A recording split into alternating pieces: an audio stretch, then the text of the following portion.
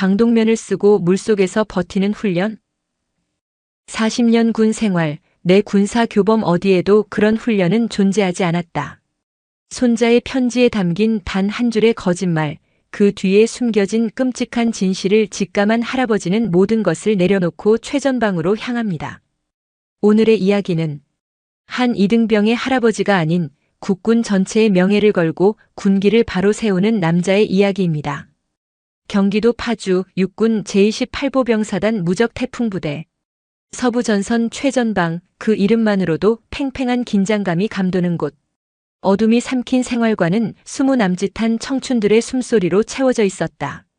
규칙적인 호흡소리 사이로 이따금 들려오는 뒤척임. 그 평범한 소음의 교향곡 속에서 이등병 강지우는 숨막히는 긴장에 몸을 떨고 있었다. 무적태풍이라는 거창한 이름의 부대에 전입 온 지 고작 한 달.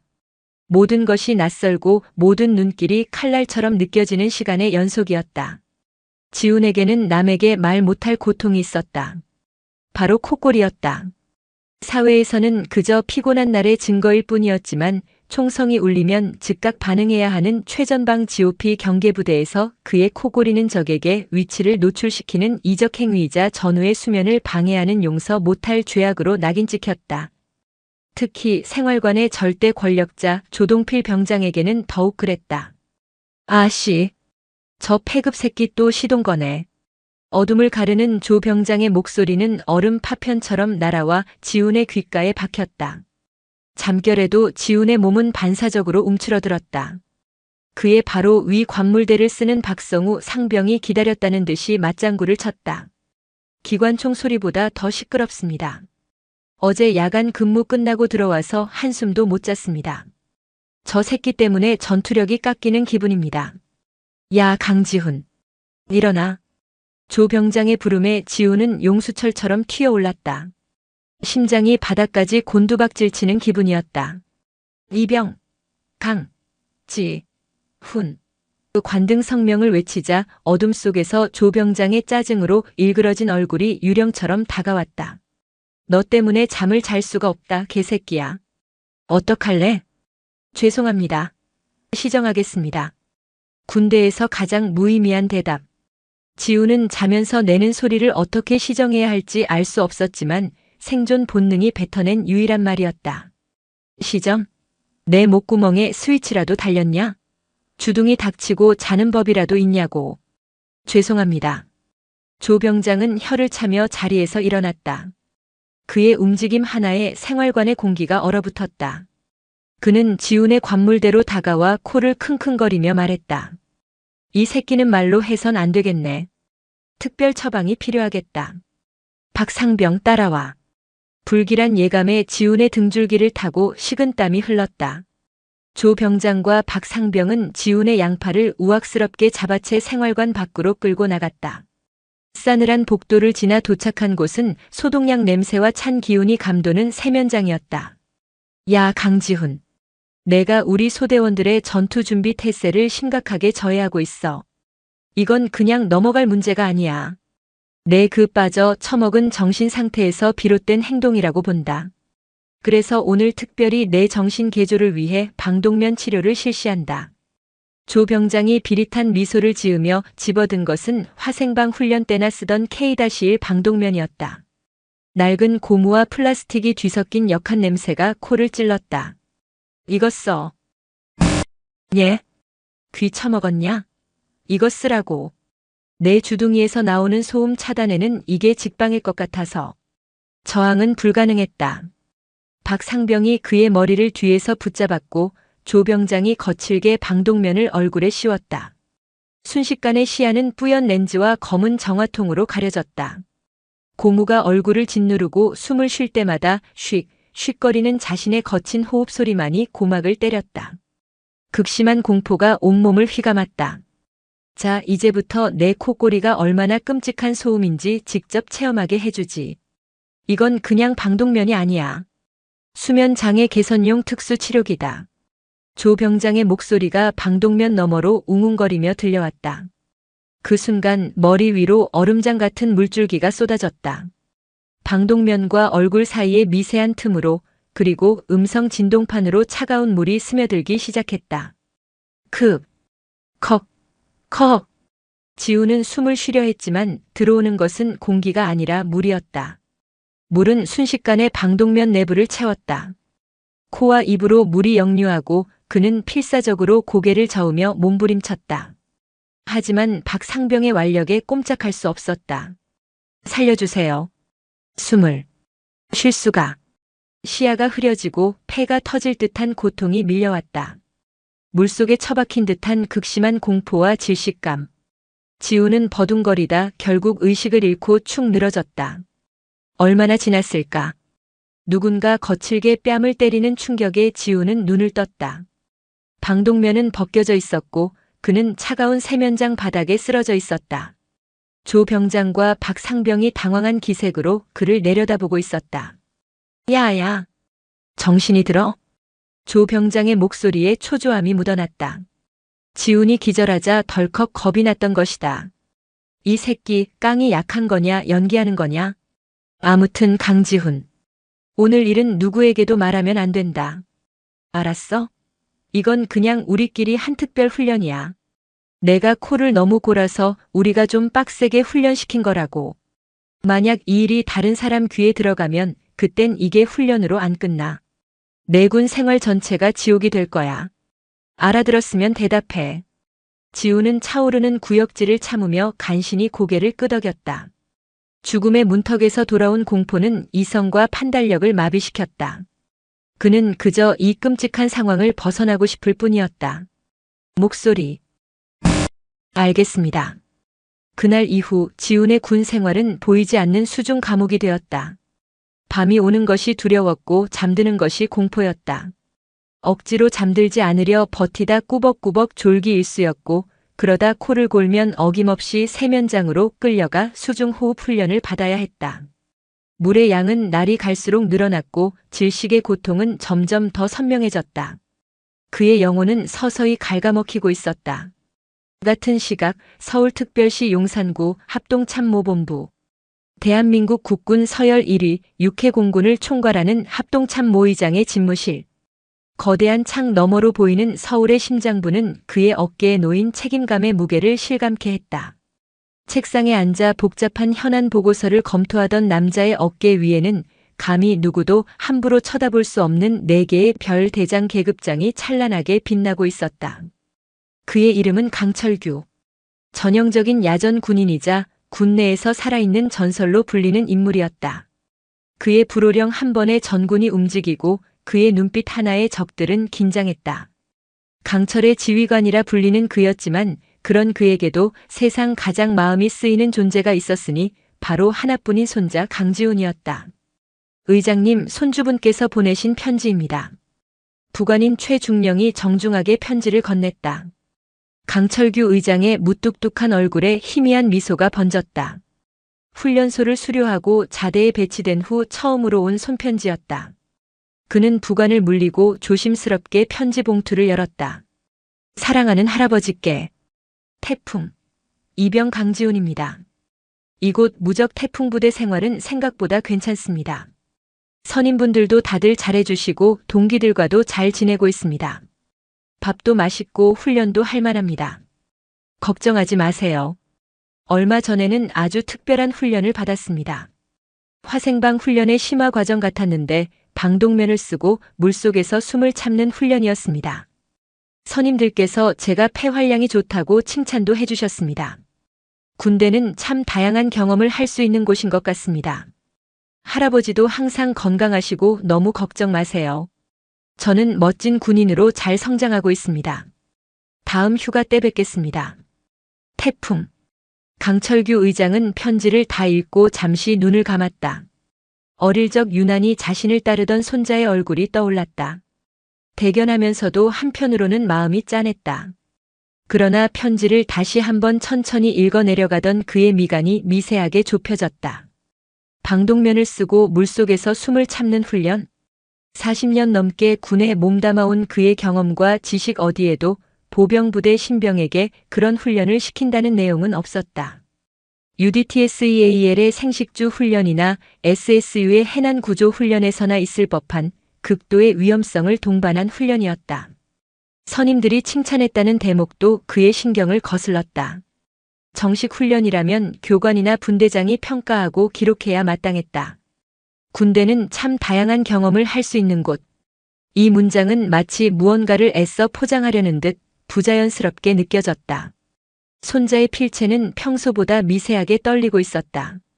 수십 년간 수많은 작전 보고와 기밀 문서를 다루며 단련된 그의 직감은 이 편지가 단순한 안부 인사가 아님을 경고하고 있었다. 편지지 한 구석에 희미하게 번진 얼룩은 마치 눈물 자국 같았다. 가슴속에서 차가운 불안감이 싹트기 시작했다. 그는 인터폰을 눌러 부관을 호출했다. 최중령, 지금 바로 28사단장에게 연락해서 제80여 단 1대대 3중대 강지훈 이병의 최근 한 달간 훈련 일정을 확인해주게. 공식적인 요청이 아니라 그냥 내가 개인적으로 궁금해서 묻는 거라고 해. 절대 소란 피우지 말고 최대한 조용하고 신속하게. 예, 알겠습니다. 의장님. 최중령은 강철규 의장의 굳은 표정에서 심상치 않은 기류를 읽었지만 묵묵히 경례하고 방을 나섰다. 1시간 뒤 최중령이 다시 의장실로 들어왔다. 그의 얼굴 역시 굳어 있었다. 보고드립니다. 28사단 해당 중대의 최근 한 달간 훈련 스케줄을 확인했습니다. 주간 정례 훈련, 정신교육, 개인 정비 외에 특이사항은 없었습니다. 특히 수중 훈련이나 비인가된 방식의 화생방 관련 훈련은 전혀 없었던 것으로 확인되었습니다. 강철규 의장은 말없이 창밖을 응시했다. 대한민국의 심장부가 그 어느 때보다 차갑게 느껴졌다.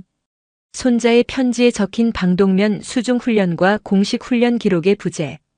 이 명백한 불일치는 단 하나의 끔찍한 가능성을 가리키고 있었다. 가혹행위. 단어가 머릿속을 스치는 순간 그의 온몸의 피가 차갑게 식는 듯 했다. 불안감은 순식간에 강철 같은 분노로 변했다. 감히 누구 손자인데?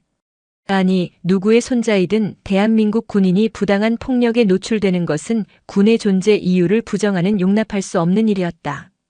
그는 다시 자리로 돌아와 책상 위에 놓인 손자의 편지를 가만히 쓸어보았다. 걱정하지 마세요라는 글자가 유독 아프게 박혔다. 손자는 지금 지옥 속에서 혼자 싸우고 있는 것이다. 할아버지에게 걱정을 끼치지 않으려, 군인으로서 약한 모습을 보이지 않으려 그 끔찍한 행위를 특별한 훈련으로 포장해서 보낸 것이다. 강철규 의장의 눈빛이 얼음장처럼 차가워졌다. 그는 결심했다. 공식적인 채널을 통한 감찰은 너무 느리고 증거는 인멸될 것이다. 가해자들은 시간을 벌고 피해자는 고립될 것이다. 그는 직접 가야 했다. 합참의장이 아니라 한 이등병의 할아버지로서. 하지만 그가 가진 힘을 사용하지 않을 이유는 없었다. 최중령. 예, 의장님. 내일 오전 내 스케줄 전부 비우게. 국방부 회의는 몸살 감기로 불참한다고 보고하고 대신 의장 전용 헬기와 수행 인원 없이 운전병만 대기시켜. 행선지는 파주다. 알겠습니다. 혹시 28사단에 미리 연락을. 아니. 강철규 의장은 최중령의 말을 잘랐다. 그의 목소리에는 서리빨 같은 냉기가 흘렀다. 그 어떤 사전 통보도 하지 않는다. 태풍은 예고 없이 몰아쳐야 가장 강력한 법이지. 그의 눈동자 속에서 거대한 폭풍이 조용히 소용돌이치기 시작했다. 손자를 위해 그는 이제 부패한 병영을 송두리째 날려버릴 무적 태풍 그 자체가 될 준비를 하고 있었다. 다음 날 오전. 합참의장 표식이 제거된 검은색 지휘 차량이 아침에 혼잡을 뚫고 자유로를 따라 북쪽으로 질주하고 있었다. 뒷좌석에 앉은 강철규 의장은 굳게 입을 다문 채 차창 밖으로 스쳐 지나가는 임진강의 풍경을 무심히 바라보고 있었다.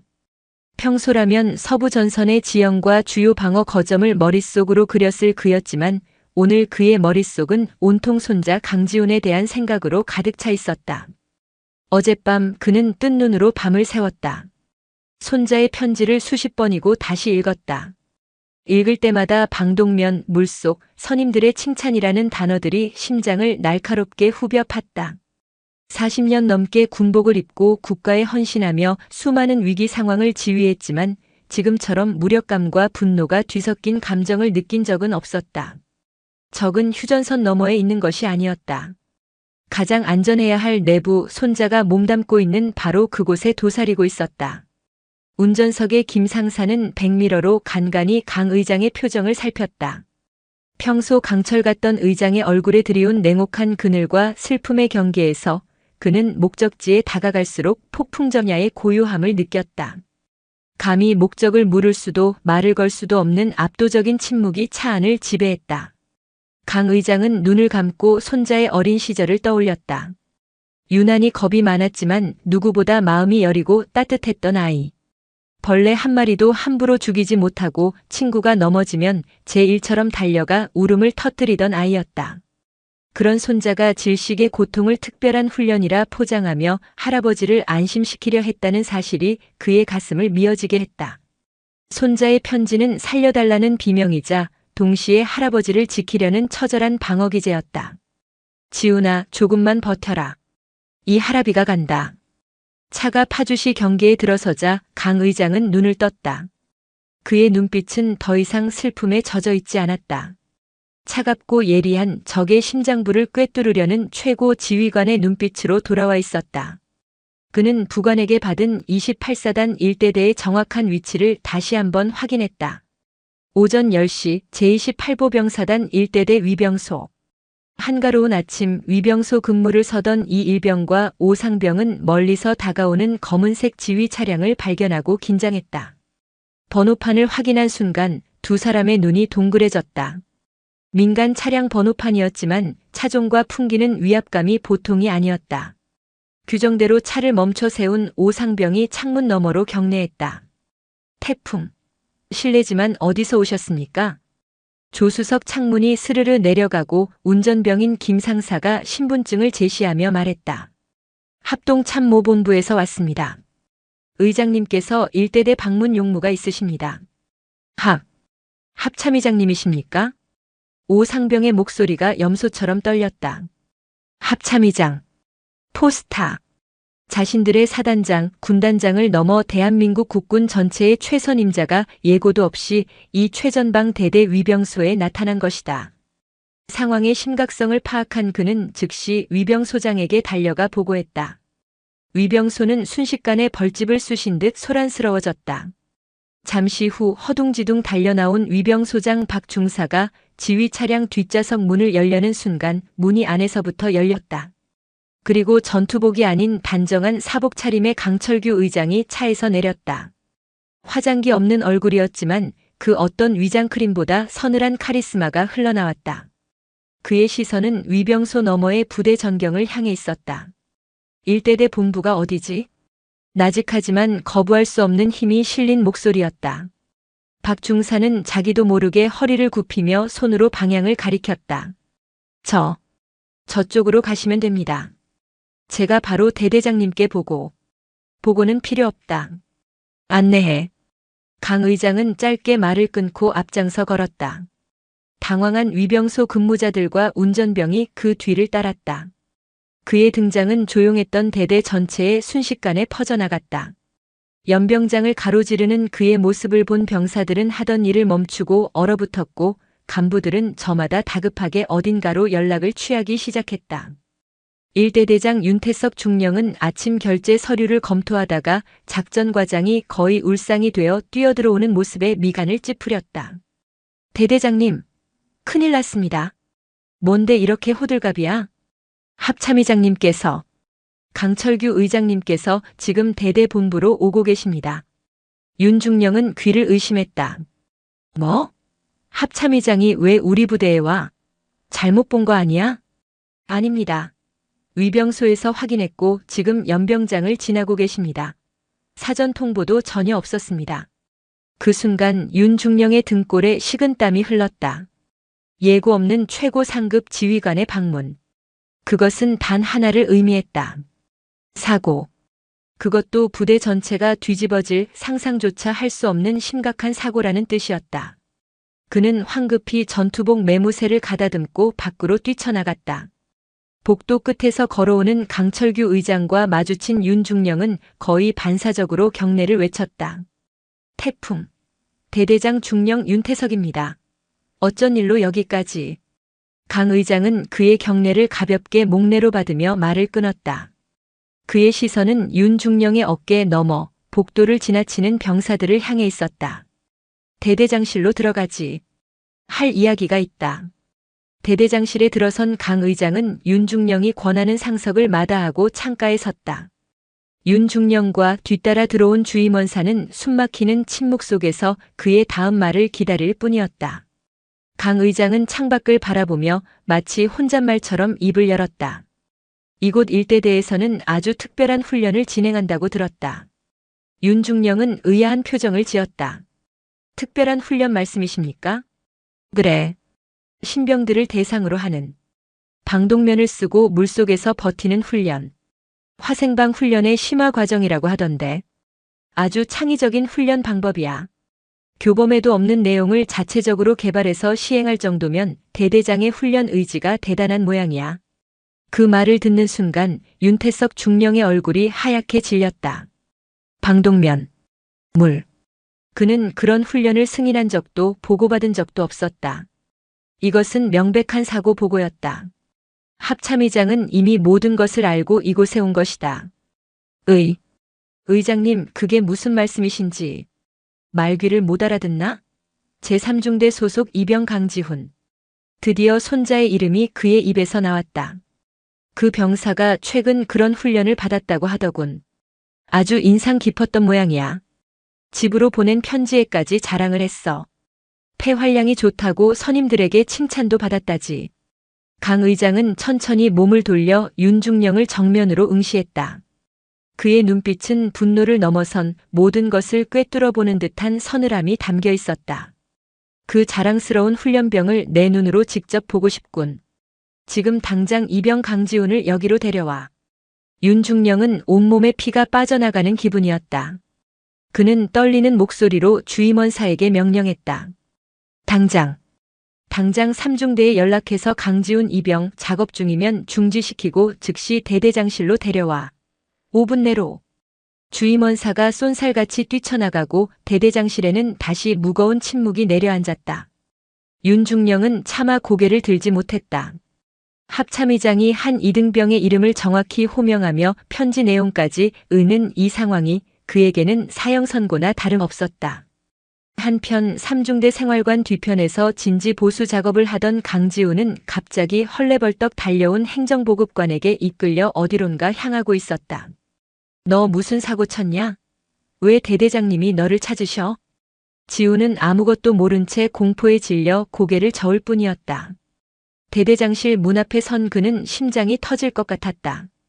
행정보급관이 문을 두드리고 안에서 들어오라는 목소리가 들렸다. 지훈이 조심스럽게 문을 열고 안으로 들어서는 순간 그는 자신의 눈을 의심했다. 창가에 서 있는 익숙한 실루엣. 단정하지만 산처럼 커 보이는 뒷모습. 세상에서 가장 사랑하고 존경하는, 그러나 지금 이 장소에 있어서는 절대로 안 될 사람. 할아버지. 지훈의 입에서 자신도 모르게 탄식이 흘러나왔다. 그의 목소리에 대대장실의 모든 시선이 집중되었다. 윤태석 중령은 할아버지라는 말에 경악하며 지훈과 강철규 의장을 번갈아 쳐다보았다. 강 의장은 굳은 표정을 유지한 채 떨고 있는 손자에게로 천천히 걸어갔다. 그는 손자의 흙 묻은 전투복과 공포에 질린 눈을 마주했다. 그리고는 손자의 어깨를 감싸 안으며 얼음처럼 차가운 목소리로 윤태석 중령을 향해 말했다. 내가 이병 강지훈의 할애비다. 그 말은 단순한 신분 공개가 아니었다. 그것은 선전포고이자 대한민국 국군 전체를 뒤흔들 심판의 시작을 알리는 서곡이었다. 윤태석 중령의 머릿속이 하얗게 비어버렸다. 예고 없이 들이닥친 합참의장. 교범에 없는 가혹행위에 대한 정확한 지적. 그리고 그 피해자가 바로 의장의 손자라는 충격적인 사실. 퍼즐 조각들이 맞춰지는 순간 윤 중령은 자신의 군 생활이 오늘 이 자리에서 끝장날 수도 있음을 직감했다. 강철규는 손자의 어깨를 감싼 손에 힘을 주었다. 손자의 몸이 미세하게 떨리고 있었다. 그 떨림이 그의 분노에 마지막 불을 지폈다. 그는 손자를 자신의 등 뒤로 살짝 물리고 다시 윤태석 중령을 향해 섰다. 이제 그는 할아버지가 아닌 합동참모 의장이었다. 윤태석 중령. 예. 예. 의장님. 자네 부대에서 벌어진 일을 나는 오늘 손자의 편지 한 통으로 알게 됐네. 정기적인 소원 수리, 간부 면담, 부대 진단. 그 모든 시스템이 완벽하게 작동하고 있다고 매일 아침 상황 보고에 올리겠지. 그런데 그 시스템은 질식 직전까지 몰린 한 병사의 비명조차 걸러내지 못했어. 이유가 뭔가? 그의 목소리는 조용했지만 회의실 전체를 얼어붙게 할 만큼의 냉기를 품고 있었다. 윤중령은 입술만 달싹일 뿐 아무런 대답도 하지 못했다. 무슨 변명을 할 수 있겠는가? 대답할 수 없나? 좋아. 그럼 질문을 바꾸지. 강 의장은 한 걸음 다가섰다. 그의 시선은 윤중령을 지나 그의 등 뒤에 굳어있는 다른 간부들을 훑었다. 이 아이에게 방독면 씌우고 물 고문한 자들이 누구지? 그 쓰레기들 이름이 뭔가? 쓰레기들. 군 서열 1위의 입에서 나온 그 단어는 윤중령의 심장에 비수처럼 꽂혔다. 그는 차마 자신의 입으로 부하들의 죄를 고할 수 없었다. 그것은 지휘관으로서의 마지막 자존심이자 동시에 비겁한 책임 회피였다. 강 의장은 그의 침묵을 비웃듯 고개를 돌려 손자를 바라보았다. 강철 같던 그의 눈빛이 순간 흔들렸다. 지훈아. 할아버지의 목소리에 지훈은 고개를 들었다. 공포로 가득했던 그의 눈에 조금씩 안도감이 차올랐다. 괜찮다. 이제 다 괜찮아. 이 할애비한테 말해보거라. 누가 너한테 그런 짓을 했지? 그의 목소리는 한없이 부드러웠지만 그 부드러움은 주변의 간부들에게는 더욱 날카로운 칼날이 되어 파고들었다. 지우는 잠시 망설였다. 보복에 대한 두려움이 본능적으로 남아있었다. 하지만 자신을 지키기 위해 이곳까지 온 할아버지의 모습을 보자 그의 안에서 무언가 단단한 것이 차올랐다. 그는 더 이상 혼자가 아니었다. 지우는 떨리는 입을 열었다. 제3중대 조동필 병장과 박성우 상병입니다. 이름이 터져나오는 순간 윤태석 중령은 눈을 질끈 감았다. 모든 것이 끝났다. 강 의장은 다시 윤중령을 바라보았다. 들었나? 조동필 병장, 박성우 상병. 지금 당장 그 둘을 여기로 데려와. 어떠한 설명도 하지 말고 그저 대대장이 찾는다고만 전해. 5분 주지. 예, 알겠습니다. 윤중령은 주임원사에게 눈짓했고 주임원사는 거의 구르다시피 대대장실을 뛰쳐나갔다. 5분이라는 시간은 영원처럼 길게 느껴졌다. 대대장실에는 강철규 의장의 차가운 분노와 지훈의 가쁜 숨소리, 그리고 윤중령의 자책감이 뒤엉켜 있었다. 잠시 후 문 밖에서 부산한 소리가 들리더니 문이 열리고 조동필 병장과 박성우 상병이 들어왔다. 생활관에서 쉬고 있다가 불려온 듯 둘의 표정에는 의아함과 약간의 귀찮음이 섞여 있었다. 그러나 대대장실 안의 풍경을 보는 순간 둘의 얼굴은 급격히 굳어졌다. 잔뜩 겁에 질린 대대장과 주임원사, 그리고 그들 앞에 서 있는 사복 차림의 노인. 그리고 그 노인의 등 뒤에 숨어 있는 강지훈, 태풍, 병장 조동필, 상병 박성우. 대대장님 부르셨습니까? 조동필은 애써 침착하게 경례를 외쳤지만 그의 눈동자는 불안하게 흔들리고 있었다. 상황 파악이 되지 않았지만 강지훈이 저 자리에 있다는 것만으로도 최악의 시나리오가 그려졌다. 강 의장은 그들을 천천히 훑어보았다. 마치 사냥감을 뜯어보는 맹수처럼 머리부터 발끝까지. 조동필 병장, 박성우 상병이라. 그가 입을 열자 조동필과 박성우는 자신들도 모르게 몸을 움찔했다. 처음 보는 노인이었지만 그에게서 뿜어져 나오는 위압감은 군단장에게서도 느껴보지 못한 종류의 것이었다. 자네들 아주 창의적인 병사들이더군. 전우의 콧꼬리를 치료하겠다며 수중호흡 훈련을 직접 개발하고 시행할 정도의 열정이 있다니 말이야. 조동필과 박성우의 얼굴이 새하얗게 질렸다.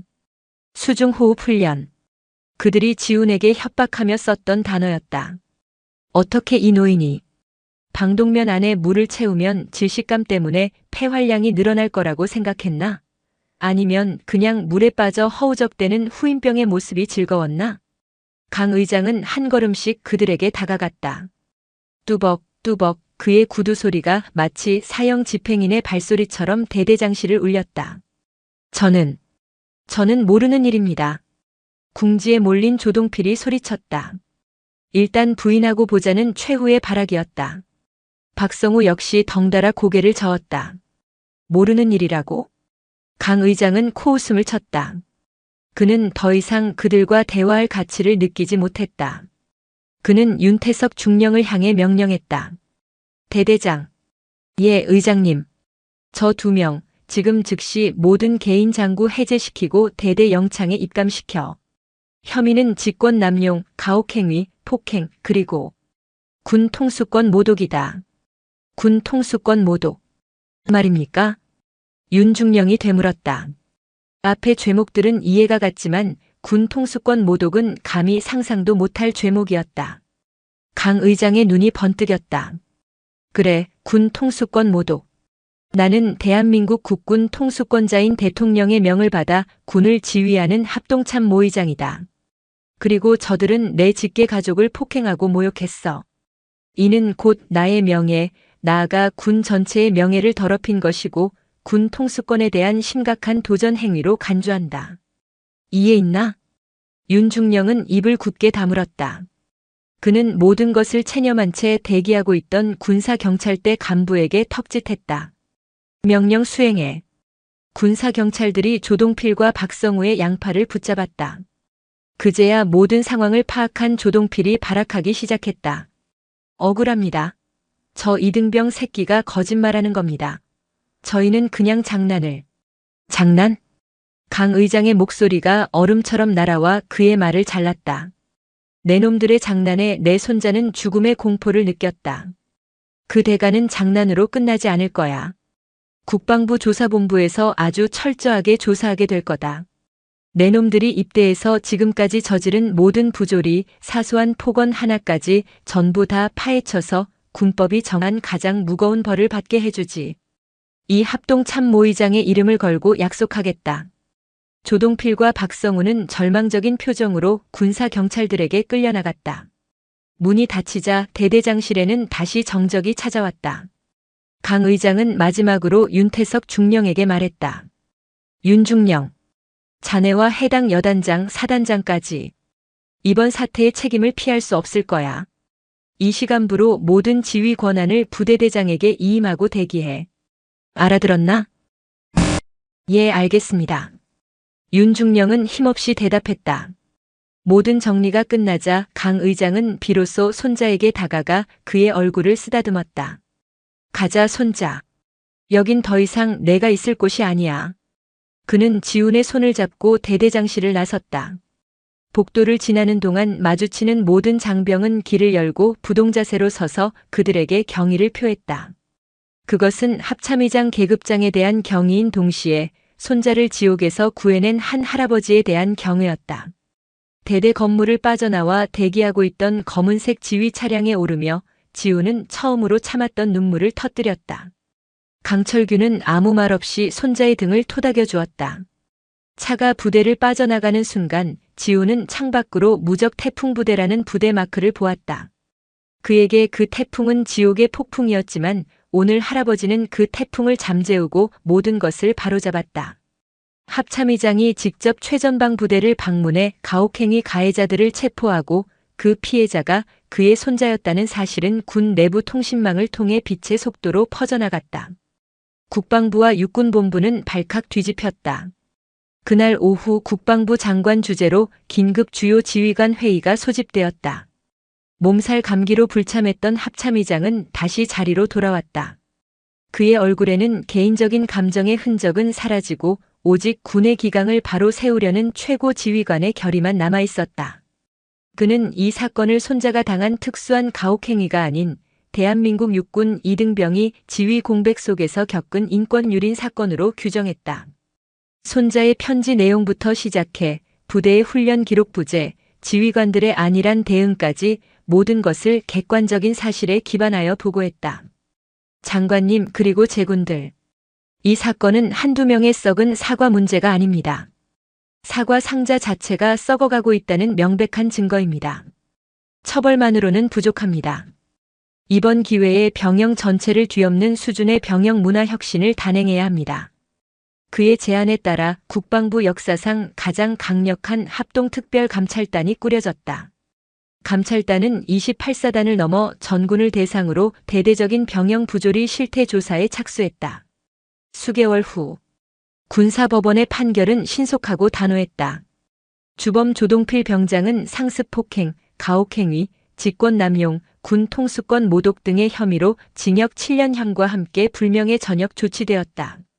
그의 병적 기록부에는 파면이라는 주홍글씨가 새겨졌다. 공범 박성우 상병 역시 징역 3년을 선고받고 법정 구속되었다. 국민들의 더 큰 분노를 산 것은 간부들이었다. 지휘감독 소홀 및 가혹행위 방조 혐의로 법정에 선 일대대장 윤태석 중령과 중대장, 행정보급관은 전원 강등과 함께 정직 처분을 받았다. 이는 사실상 군 생활이 끝났음을 의미하는 중징계였다. 보고 라인에 있던 여단장과 사단장 역시 엄중 경고와 함께 보직 해임되어 한직으로 밀려났다. 가만히 있었던 죄가 얼마나 무거운지를 군 전체에 똑똑히 보여준 판결이었다. 강지우는 국군 수도병원에서 심리치료를 받으며 빠르게 안정을 되찾았다. 군에서는 그에게 의병 제대를 권유했지만 그는 고개를 저었다. 아니요.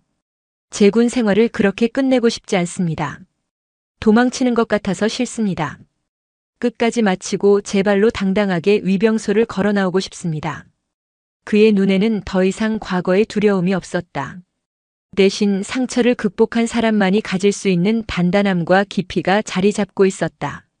지우는 본인의 희망에 따라 육군훈련소의 신병교육 조교로 보직을 변경했다. 그는 자신의 끔찍했던 경험을 반면교사 삼아 이제 막군 생활을 시작하는 훈련병들에게 부조리에 맞서는 법과 동기를 존중하는 법을 가르쳤다. 특히 그가 진행하는 마음의 편지 시간에는 수많은 훈련병들이 쉽게 털어놓지 못했던 고민들을 쏟아냈고 지우는 그들의 첫 번째 상담사가 되어주었다. 그는 누군가를 괴롭히는 태풍이 아닌 누군가의 마음을 어루만지는 산들바람이 되는 법을 스스로 터득하고 있었다. 1년 후 늦가을의 어느 주말 육군훈련소 면회실. 이제 곧 병장 진급을 앞둔 강지훈 상병은 자신을 찾아온 할아버지와 마주 앉아 있었다. 계급장이 하나 더 늘어난 그의 어깨는 전보다 훨씬 넓고 듬직해 보였다. 할아버지, 여기 훈련소 식당 밥이 아주 기가 막힙니다. 다음엔 꼭 한번 드셔보셔야 하는데. 그래? 우리 손주 입맛에 맞다니 다행이구나. 두 사람의 대화는 평범한 조선의 그것과 다르지 않았다. 더 이상 그들에게 합참의장과 이등병의 어색함은 없었다. 그때 면회실 한쪽 구석에서 한 훈련병이 안절부절 못하며 공중전화 앞에서 망설이는 모습이 보였다. 지우는 잠시 양해를 구하고 그 훈련병에게 다가갔다. 무슨 일 있나? 충성. 아닙니다. 괜찮아, 말해봐. 무슨 고민이라도 있어? 저기 벽에 붙어있는 번호 보이지? 국방 헬프코리아.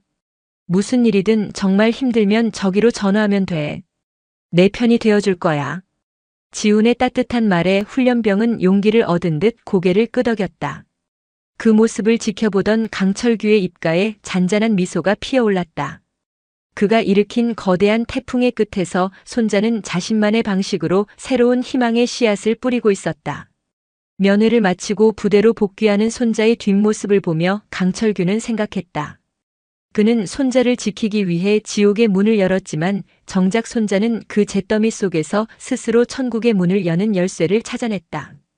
한 사람의 용기 있는 고백과 손자를 향한 할아버지의 사랑이 만들어낸 기적. 그 기적은 28사단 가혹행위 사건이라는 이름으로 역사에 기록되었고 대한민국 군대는 더디지만 분명하게 더 나은 방향으로 나아가기 시작했다. 어둠 속에서 한 줄기 빛을 찾아낸 이들의 이야기는 그렇게 전설이 되었다.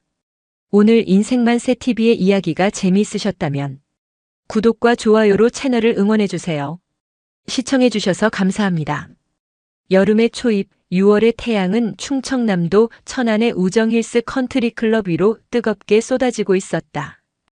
대한민국에서 가장 명망 높은 골프 코스 중 하나로 꼽히는 이곳은 매년 KPGA 코오롱 한국 오픈이 열리는 성지이기도 했다.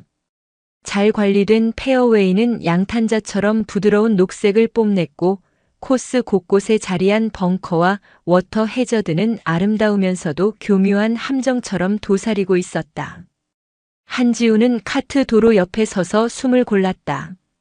며칠 전 새로 지급받은 캐디 유니폼은 아직 낯설었고 머리를 질끈 묶은 채 눌러쓴 캡 모자 아래로 땀방울이 송골송골 맺혔다. 국내 최대 호텔 및 리조트 체인 아너스 그룹의 외동딸. 그녀의 본래 신분을 아는 사람은 이곳에 아무도 없었다. 아버지 한 회장의 엄명 아래 진짜 경영을 배우기 위해 던져진 현장이었다. 지우 씨, 8번 홀 클럽 정리 다 됐으면 카트 이쪽으로 좀 빼줘요. 베테랑인 박 캐디의 외침에 지우는 퍼뜩 정신을 차리고 카트 운전석에 올랐다. 네, 선배님. 바로 가겠습니다. 우렁차게 대답하는 목소리가 아직은 어색했다. 대학 졸업 후 곧장 그룹 전략 기획실에서 편안하게 일을 시작할 수도 있었지만 아버지는 단호했다. 내가 앉을 자리는 구름 위가 아니다. 가장 낮은 곳에서 땀 흘리는 사람들의 마음을 얻지 못하면 그 누구의 마음도 얻을 수 없어. 6개월이다. 내 신분을 아는 사람은 나 외에 아무도 없을 테니 스스로의 힘으로 버텨내거라. 그렇게 지우는 한지우 캐디가 되어 이곳 우정힐스에 온 지 이제 막 한 달을 넘기고 있었다. 처음 며칠은 고된 육체 노동에 온몸이 쑤셨지만 이제는 제법 익숙해졌다. 새벽 공기를 가르며 출근하고 고객들의 플레이를 도우며 코스를 누비고 퇴근 후에는 동료들과 소주 한 잔의 고단함을 털어내는 일상. 모든 것이 낯설었지만 하루하루 무언가를 배워나가는 기분은 나쁘지 않았다. 그날따라 유난히 하늘은 맑았고 주말을 맞은 클럽하우스는 최고급 세단과 스포츠카로 북적였다. 지우는 오늘 자신이 담당할 고객들의 백을 카트에 실으며 명단을 확인했다. 윤세라 고객님 외 3인. 익숙한 이름에 지우는 고개를 갸웃했다. 동명이인이겠거니 대수롭지 않게 넘겼다. 잠시 후 클럽하우스 입구에서 유난히 화려한 옷차림의 무리가 나타났다. 명품 골프웨어를 머리부터 발끝까지 휘감은 여자와 그녀의 옆에 바싹 붙어 비위를 맞추는 듯한 남자. 그리고 다른 한 쌍의 부부. 지우의 눈이 휘둥그레졌다. 아무리 세월이 흘렀어도 잊을 수 없는 얼굴이었다. 윤세라. 고등학교 시절 지우를 그림자처럼 따라다니며 괴롭혔던 장본인이었다. 당시 아버지는 지우에게 검소함을 가르치기 위해 평범한 학생처럼 용돈을 주고 대중교통을 이용하게 했다. 그 사실을 알 리 없는 세라는 늘 수수한 옷차림에 조용했던 지우를 궁상이라 부르며 무시했다. 졸업식 날까지도 넌 평생 그렇게 구질구질하게 살 거야.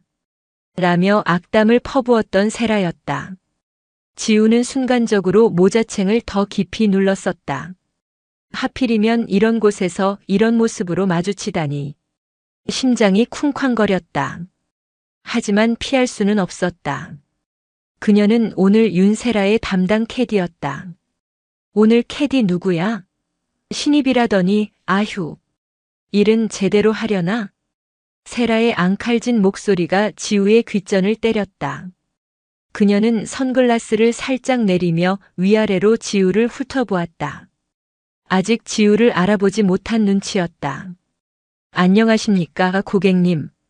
오늘 라운딩 도와드릴 캐디 한지우입니다. 지우는 애써 태연한 척하며 90도로 허리를 숙였다. 고개를 드는 순간 세라의 눈과 정면으로 마주쳤다. 세라의 눈이 가늘어졌다. 의심과 경멸이 뒤섞인 시선이 지우의 얼굴에 잠시 머물렀다. 너, 혹시... 세라는 잠시 말을 멈추고 기억을 더듬는 듯 했다. 지우는 차라리 알아보지 못하기를 바랐다. 하지만 세라의 입가에 비릿한 미소가 번지는 순간 그 희망은 산산조각이 났다. 대박. 한지우? 맞네, 한지우. 야, 세상 참 좁다. 여기서 이런 꼴로 만나네. 세라의 목소리는 주변 사람들이 모두 들을 수 있을 만큼 컸다. 함께 온 일행들의 시선이 일제히 지우에게 쏠렸다. 세라의 남편인 강태민 상무가 의아한 표정으로 물었다. 자기야 아는 사람이야? 그럼 알지. 내 고등학교 동창이잖아. 아주 유명했어, 우리 학교에서. 거지 새끼로. 거지 새끼라는 단어에 지우의 어깨가 움찔했다. 세라는 보란듯이 팔짱을 끼고 지우에게 한 걸음 다가섰다. 세상에, 너 아직도 이러고 사는구나. 내가 졸업식 때 뭐라고 했더라. 평생 그렇게 구질구질한 일은 못 벗어날 거라고 했지. 내 말이 딱 맞았네. 그때나 지금이나 남 시중 드는 팔자는 여전한가 봐. 어머 어떡하니. 난 또 뭐라고 여기 캐디로 일하는 거였어. 조롱 섞인 웃음소리가 사방으로 퍼져나갔다. 지우는 입술을 깨물었다. 얼굴이 화끈거려 터질 것 같았다. 하지만 캐디 한지우는 고객에게 대꾸할 수 없었다. 그녀는 아너스 그룹의 상속녀가 아니라 우정힐스 컨트리 클럽의 직원이었다. 못 본 사이 더 예뻐졌네, 세라야. 결혼했다더니 남편분도 아주 미남이시고. 지우는 애써 미소를 지으며 세라의 남편 쪽으로 시선을 돌렸다.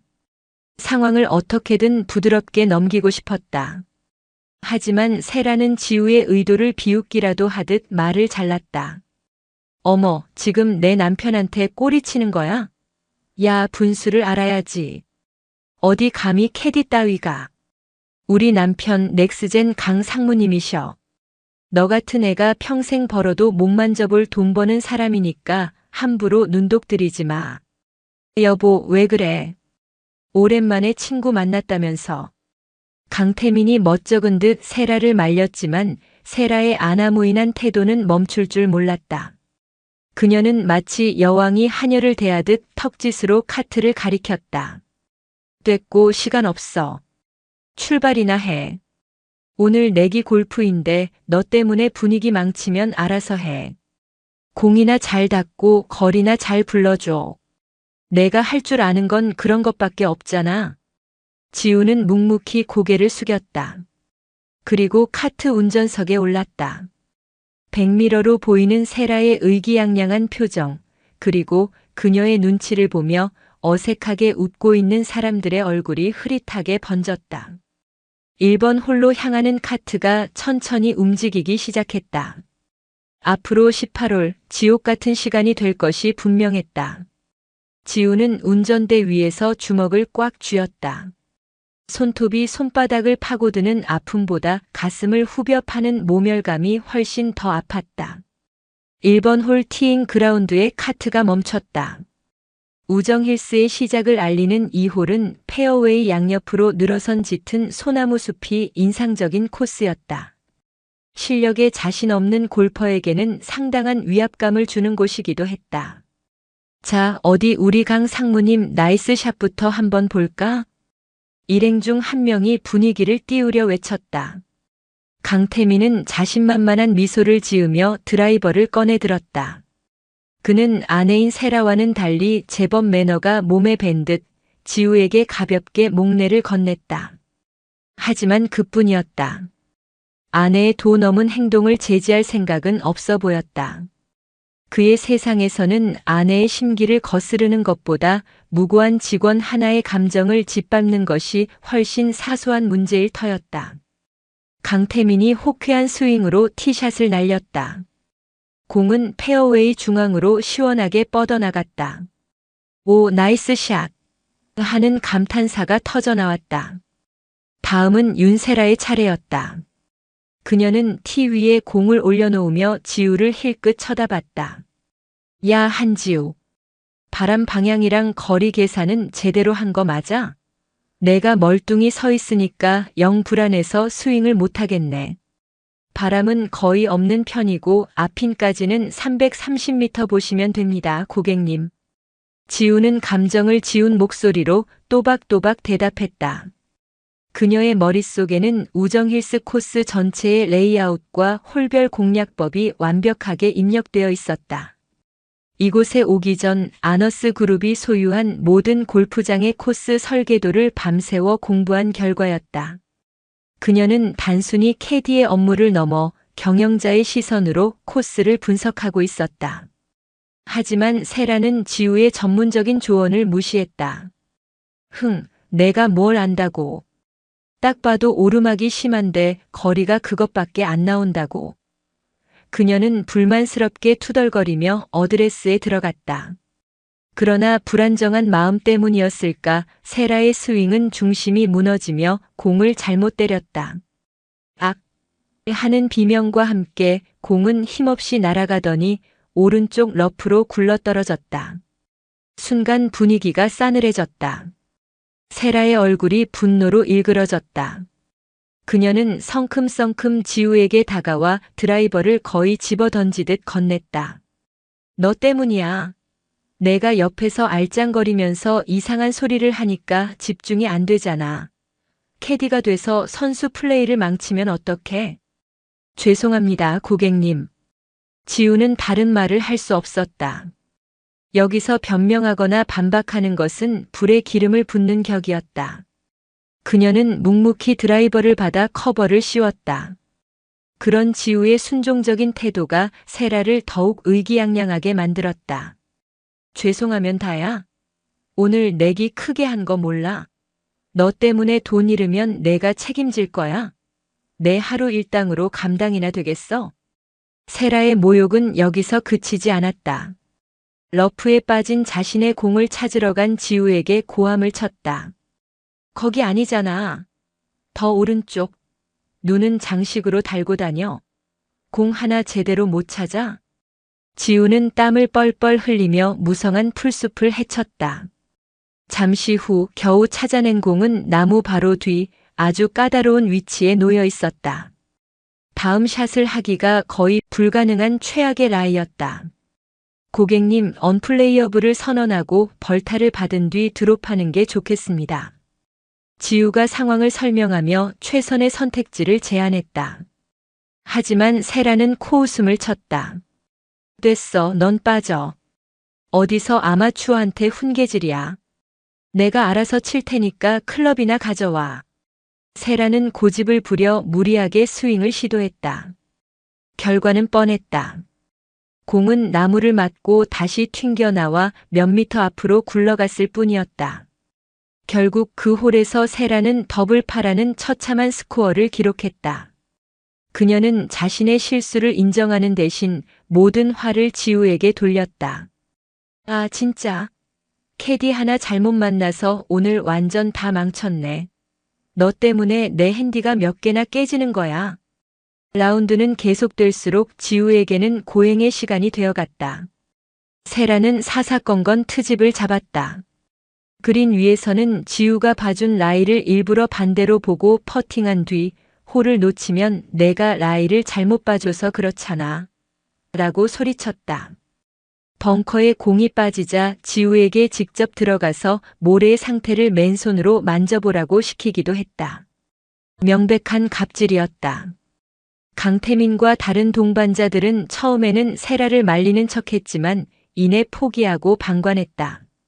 어차피 자신들에게 피해가 오는 것도 아니었고 괜히 세라의 심기를 건드려 분위기를 망치고 싶지 않았기 때문이다. 그들은 그저 지우를 운 없는 캐디 정도로 여기며 동정 어린 시선을 보낼 뿐이었다. 9번 홀을 마치고 스타트 하우스에서 잠시 휴식을 취할 때 세라의 괴롭힘은 절정에 달했다. 목말라 죽겠네. 야, 한지우. 너 거기 멀뚱히 서 있지만 말고 뭐 좀 시원한 것 좀 가져와 봐. 네, 고객님. 메뉴판 보시고 주문하시겠어요? 직원을 불러드리겠습니다. 지우가 정중하게 대답하자 세라는 어이없다는 듯 웃음을 터뜨렸다.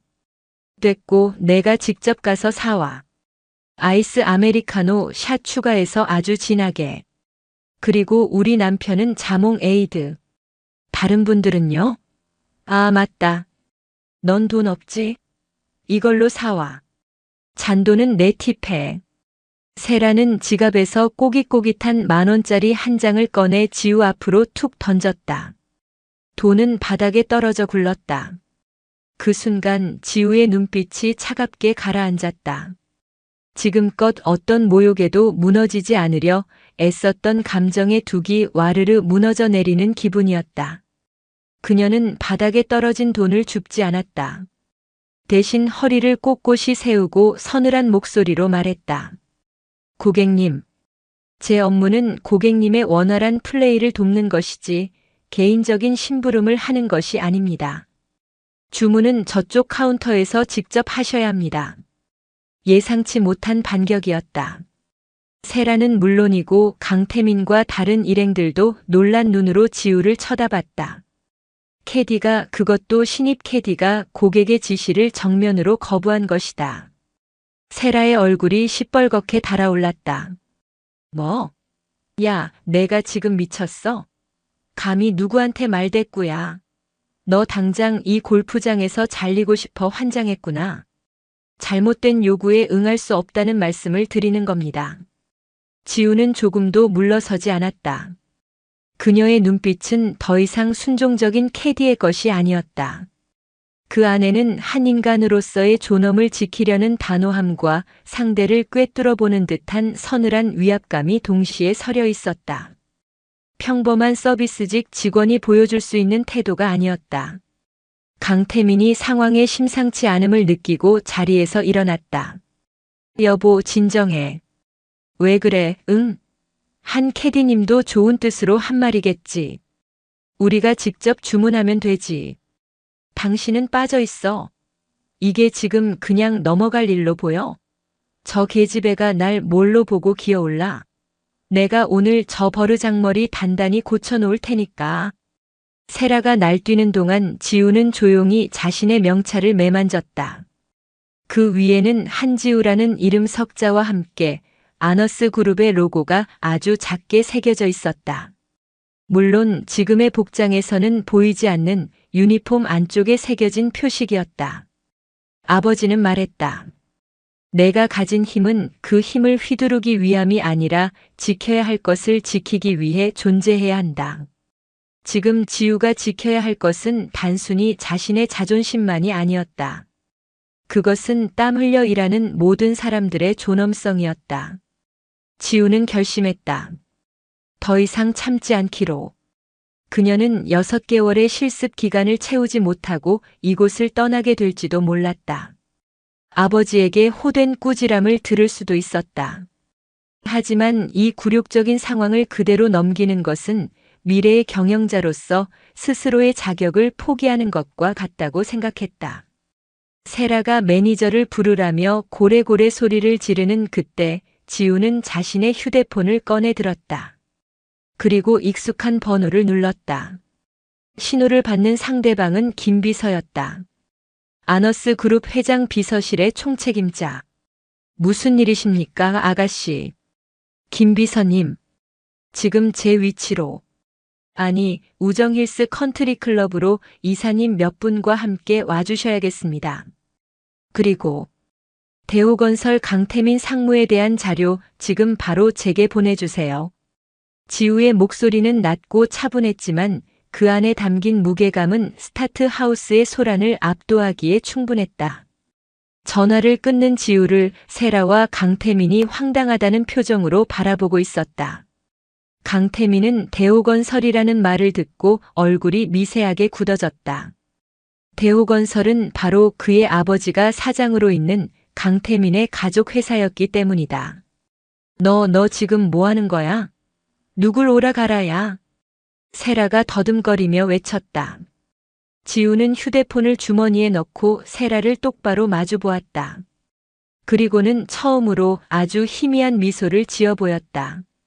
그것은 체념도 굴복도 아닌 폭풍전야를 알리는 고요한 선전포고였다. 지우의 전화통화가 남긴 파문은 컸다. 스타트 하우스를 가득 채웠던 왁자지껄한 소음이 거짓말처럼 멎었다.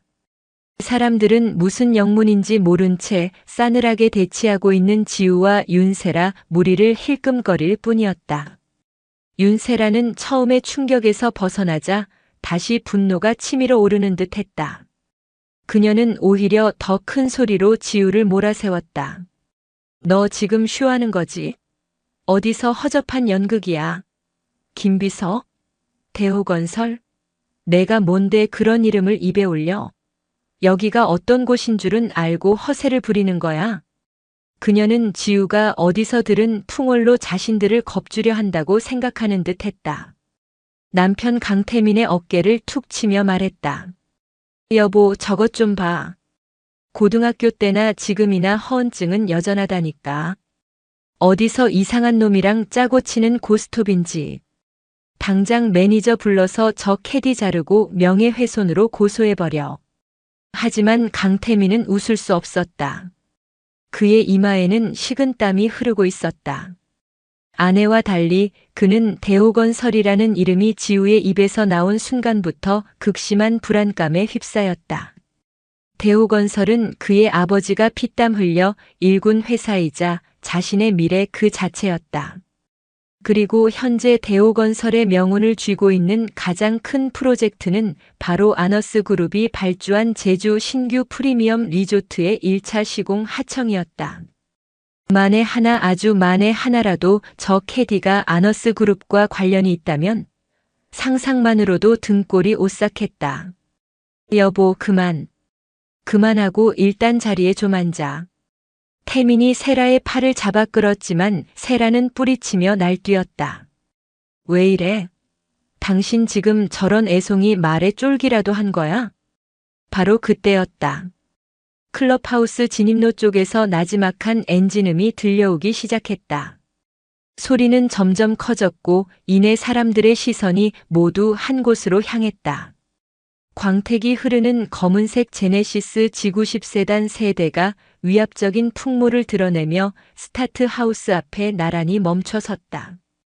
평범한 내장객의 차량과는 그 격부터가 달랐다. 뒷문이 거의 동시에 열리고 잘 재단된 최고급 정장 차림의 중년 남성들이 차에서 내렸다.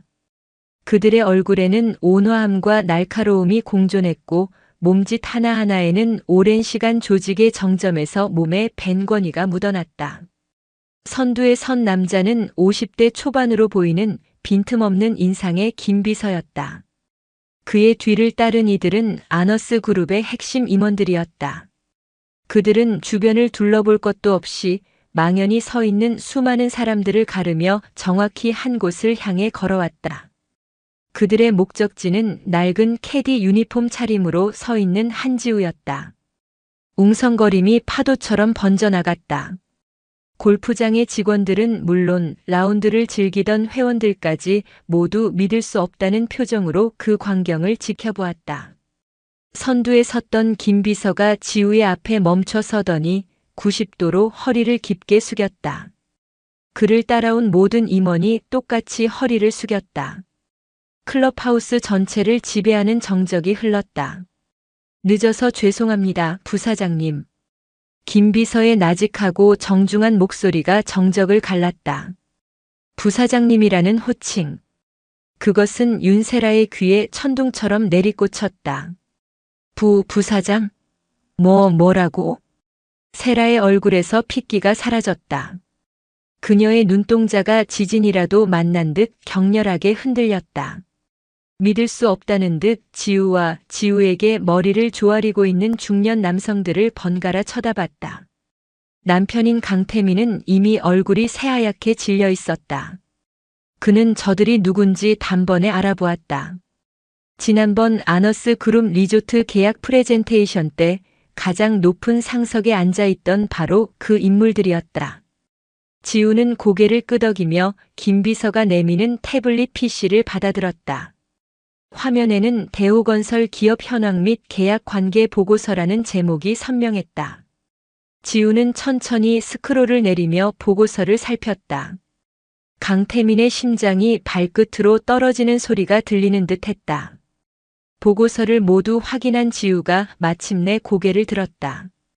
그녀의 시선은 겁에 질린 강태민에게 먼저 향했다. 강태민 상무님. 차가운 부름에 태민의 어깨가 움찔거렸다. 네네. 아너스 그룹의 경영 원칙 1조 1항이 뭔지 아십니까? 지우가 물었다. 태미는 입술만 달싹일 뿐 아무 대답도 하지 못했다. 지우는 대신 대답해 주었다. 모든 인간은 동등하게 존중받을 가치가 있다. 입니다. 특히 현장에서 땀 흘리는 파트너사, 그리고 우리 직원들의 인격은 아너스 그룹이 수호해야 할 최우선 가치입니다. 그녀는 태블릿을 든 손으로 세라를 가리켰다. 그런데 강 상무님의 배우자께서는 오늘 제게, 그리고 이 골프장의 모든 직원에게 그 가치를 정면으로 부정하는 행동을 하셨습니다. 직원을 개인의 하인처럼 부리고 인격적인 모독을 서슴지 않았으며 바닥에 돈을 던지는 모욕까지 주셨습니다. 지우의 시선이 얼음처럼 굳어버린 세라에게 옮겨갔다. 윤세라 씨, 당신이 그토록 경멸하던 구질구질한 삶을 사는 사람들의 땀방울이 모여 당신 남편의 회사가 우리 그룹의 공사를 수주하고 당신이 입고 있는 그 명품 옷과 가방이 만들어진다는 생각은 한 번도 해본 적 없으신가요? 그게 나는 지우 아니 부사장님이 여기 캐디인 줄만 알고. 세라는 완전히 무너진 목소리로 변명을 늘어놓기 시작했다. 그러나 지우는 그녀의 말을 가차없이 잘랐다. 상대가 캐디라면 그래도 된다는 뜻입니까? 상대가 나였다는 사실에 놀란 겁니까? 아니면 당신의 행동이 잘못되었다는 것을 이제야 깨달은 겁니까? 당신의 사과는 진심이 아니군요. 지우는 다시 강태민을 보았다. 강 상무님, 아너스 그룹은 파트너사의 임직원 가족 리스크까지 관리할 의무는 없습니다. 하지만 파트너사 스스로가 우리 그룹의 경영 철학을 공유하고 존중할 의지가 없는 곳이라면 함께 갈 수 없습니다. 그녀는 김 비서에게 태블릿을 돌려주며 지시했다. 김 비서님, 법무팀에 연락해서 대호건설과의 제주 리조트 시공 계약 전면 재검토를 지시하세요. 계약서에 명시된 품위유지 의무 및 상호 존중의 원칙 위반 사항을 근거로 계약 해지까지 고려할 수 있는지 법적 검토를 요청합니다. 지금 즉시. 알겠습니다, 부사장님. 김 비서가 망설임 없이 대답하고는 즉시 어디론가 전화를 걸기 시작했다. 계약 해지라는 말이 나오는 순간 강태민은 다리에 힘이 풀린 듯 휘청거렸다. 부사장님. 제발. 그것만은. 제 아내가 정말 큰 실수를 했습니다. 제가 대신 사과드리겠습니다. 제발 저희 아버지가 평생을 바친 회사입니다. 한 번만 기회를 주십시오. 태미는 거의 울부짖으며 지우 앞에 무릎을 꿇으려 했다. 지우는 그를 제지하며 차갑게 말했다. 그 사과는 제가 아니라 오늘 당신 아내에게 모욕을 당한 모든 직원들에게 하셔야 할 겁니다. 그리고 기회는 스스로의 행동으로 얻어내는 것이지 구걸해서 얻는 게 아닙니다. 지우는 싸늘한 마지막 말을 남기고 자신을 위해 준비된 검은 세단을 향해 걸어갔다. 임원들이 길을 열고 그녀를 호위했다. 그 누구도 감히 그녀의 앞을 막아서지 못했다. 차에 오르기 전 지우는 잠시 멈춰 서서 아직도 상황 파악이 안 된 채 멍하니 서 있는 세라를 돌아보았다. 그녀의 눈빛에는 더 이상 분노나 경멸이 담겨 있지 않았다. 그저 깊은 연민과 실망만이 남아 있었다. 한때는 친구였을지도 모를 한 여자가 부와 허영심에 눈이 멀어 스스로를 어떻게 망가뜨렸는지 똑똑히 목격한 자의 슬픈 눈빛이었다. 차문이 닫히고 세 대의 세단은 미끄러지듯 우정힐스 컨트리 클럽을 빠져나갔다. 그들이 떠난 자리에 남은 것은 완전히 무너져 내린 강태민과 윤세라 부부, 그리고 평생 잊지 못할 충격적인 광경을 목격한 사람들의 침묵뿐이었다. 한지우와 아너스 그룹 임원들이 떠난 스타트 하우스에는 무거운 침묵과 싸늘한 공기만이 감돌았다. 방금 전까지 세상을 다 가진 듯 의기양양했던 윤세라는 이제는 영혼이 빠져나간 사람처럼 바닥에 주저앉아 있었다. 그녀의 남편 강태민은 무릎이라도 꿇을 듯 필사적으로 매달리다 사라진 차의 뒷모습을 보며 망연자실했다. 어떻게 된 거야, 여보? 저게 정말 한지우라고. 아너스 그룹 부사장. 세라가 믿을 수 없다는 듯 중얼거렸다. 그녀의 목소리는 공허했다. 강태민은 천천히 고개를 돌려 아내를 바라보았다. 그의 눈에는 더 이상 애정이나 체면 따위는 남아있지 않았다. 남은 것은 차가운 경멸과 자신의 인생을 망가뜨린 원흉에 대한 원망뿐이었다. 그래. 내가 평생 구질구질하게 살 거라며 저주를 퍼붓던 바로 그 한지우야.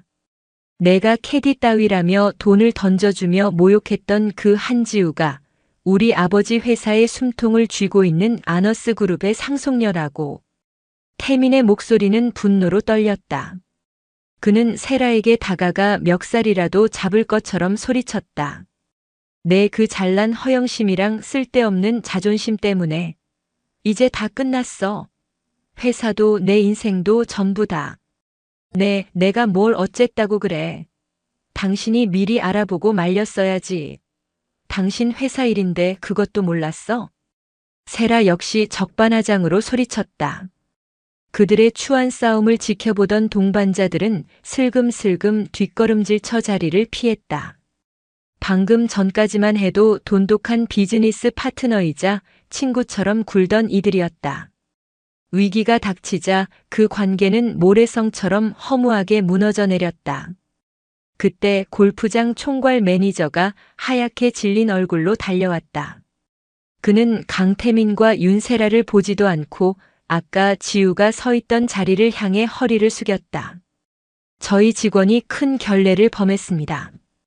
부사장님께는 어떻게든 제가. 그는 이미 떠나고 없는 지우에게 사죄의 말을 중얼거리다가 이 모든 사태의 원흉인 두 사람을 발견하고는 싸늘하게 말했다. 강태민 고객님, 윤세라 고객님. 두 분은 저희 클럽의 명예를 실추시키고 다른 고객분들께 심각한 불쾌감을 유발하셨습니다. 금일부로 저희 우정힐스 컨트리 클럽의 영구 출입 금지 명단에 오르셨음을 통보해 드립니다. 즉시 퇴장해 주십시오. 매니저의 단호한 통보에 세라의 얼굴이 파랗게 질렸다. VVIP들만 출입한다는 이곳에서 쫓겨난다는 것은 상류층 사회에서의 사형 선고나 다름없었다. 부와 명예가 사라지는 것은 한순간이었다. 며칠 후 서울 아너스 그룹 본사 회장실. 한 회장은 김 비서가 올린 보고서를 말없이 읽어내려갔다. 우정힐스에서 있었던 모든 일이 상세하게 기록되어 있었다. 보고서를 다 읽은 그는 안경을 벗어두고 창밖을 바라보았다. 그의 앞에는 딸 지우가 고개를 숙인 채 서 있었다. 너는 6개월의 현장 실습 기간을 채우지 못했다. 한 회장의 나직하지만 무게 있는 목소리가 회장실을 울렸다. 죄송합니다, 아버지. 스스로의 감정을 통제하지 못하고 정체를 드러내 이를 그르쳤어. 경영인으로서 실격이다. 지우는 입술을 깨물었다. 아버지의 질책은 뼈 아팠다. 하지만 그녀는 후회하지 않았다. 하지만 한 회장이 말을 이었다. 그는 자리에서 일어나 지우에게 다가왔다. 너는 그보다 더 중요한 것을 배웠고 스스로 증명해 보였다. 아너스의 가장 중요한 가치를 너는 내 위치에서 온몸으로 지켜냈다. 나는 내 딸이 자랑스럽다. 그의 얼굴에 인자한 미소가 번졌다. 그는 딸의 어깨를 두드리며 말했다. 대우건설과의 계약은 예정대로 해지한다. 신뢰를 잃은 파트너와는 함께할 수 없다. 그 자리는 우리와 가치를 공유할 수 있는 성실한 중소기업에게 기회를 줄 것이다. 내가 직접 담당해서 선정하도록 해라. 그것이 너의 새로운 임무다. 지우는 놀라 아버지를 쳐다보았다. 제가요? 그래. 현장에서 직접 보고 느낀 것이 있지 않으냐. 누가 진짜 파트너십을 맺을 자격이 있는지 이제 너는 책상에만 앉아있는 다른 임원들보다 더 잘 알게 됐을 거다. 그것은 아버지의 가장 큰 신뢰의 표현이었다. 그 후 폭풍은 거셌다. 아너스 그룹과의 계약 해지 소식이 알려지자 대오건설의 주가는 폭락했고 자금난에 휩싸였다. 강태민과 그의 아버지는 아너스 그룹의 문턱이 닳도록 찾아와 용서를 구했지만 돌아온 것은 냉정한 거절뿐이었다. 결국 대오건설은 부도를 피하지 못했다. 강태민은 모든 것을 잃었다. 회사, 명예, 그리고 아내까지도. 윤세라는 회사가 어려워지자마자 이혼 서류를 내밀고 위자료를 챙겨 떠났다. 하지만 그녀의 삶도 이전과는 완전히 달라졌다. 상류층 사회에서 아너스 그룹 상속녀를 몰라보고 갑질하다가 집안 말아먹은 여자로 낙인 찍힌 그녀를 반겨주는 곳은 아무데도 없었다. 그녀는 결국 자신이 소유했던 명품들을 헐값에 처분하며 근근히 살아가는 신세가 되었다. 한때 그녀가 그토록 경멸했던 구질구질한 삶 그 자체였다. 1년 후, 한지우는 아너스 그룹의 신임 부사장으로서 새로운 파트너사들과의 상생 협력 프로그램을 발표하는 자리에 섰다.